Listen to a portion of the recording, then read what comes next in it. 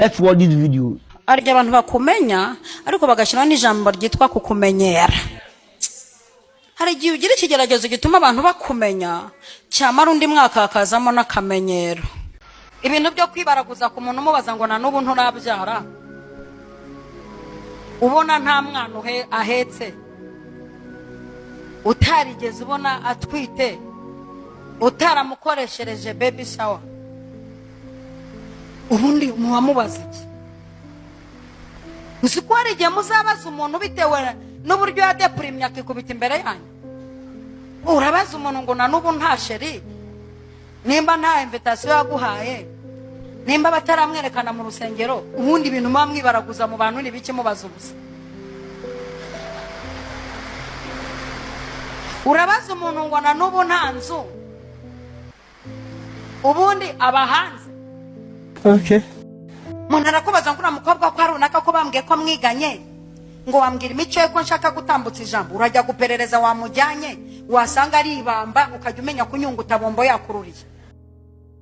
Simwe mwinyeganyeje niko madamaze, wowe urajya kwipresenta witwa runaka, wizahanaha uri present imbere y'umusore amashuri wize n'amafaranga ukorera n'ibigo wayoboye niki, uri kwipresenta wowe n'umuboss ugiye kuguha akazi ko ari umugabo ugiye kugushaka. Banzu rebe nimwe mwinyeganyeza mugatuma abantu babubahuka. Mwari nyeganyeje murata ibyo mutunze, murata amazu nk'icumi bafite mufite, bituma mwakira abapangayi bakubiswe ngo ubwo ari mwene data arangirira neza, kandi ibintu namwe mwihaye ngo kubera ko mupangiwe na bene so mukiya kuba mu mazu mutishyura. Namwe mureke kunyeganyeza imitima ya bene so, kandi turashimira Imana aho yadukuye naho itugejeje. Uko turi biraruta mbere, urindere ko turi biraruta mbere, kandi aha tugeze kandi reka nkubwire, aha hantu ugeze ntukave kwizima, hakagira umwuka ugusubiza inyuma ngo wemere. Ntukave kwizima, bivuga uti ndindiriye Imana yongera kunteza intambwe winsubize inyuma.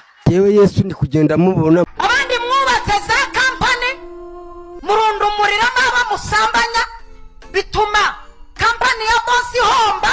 Wananiwe kuzana umwana wize uzi gutanga customer care, uzana uwo muryamana, uzana ibyo bihwinini bidafite amasezerano. Nabo boss ndababwira ngo mucunge impamvu kampani zanyu ziri guhomba. Aba mwazihaye kuyobora bananiwe kuzana abantu bagendana umugisha, bazana abantu bagendana umuvumo. Kandi mugabanye n'ibintu mwigize byo kwirwa musambana. Ibireke rwose birabishye, birasa nabi. Utinya ikintu utakorera muri feruje, utinya icyaha utakorera ku muhanda, utinya icyaha utakupresenta mu bantu ngo uvuge uti gihe nitwa runaka kandi umugabo byaye gatatu nk'abandi n'umusambanyi,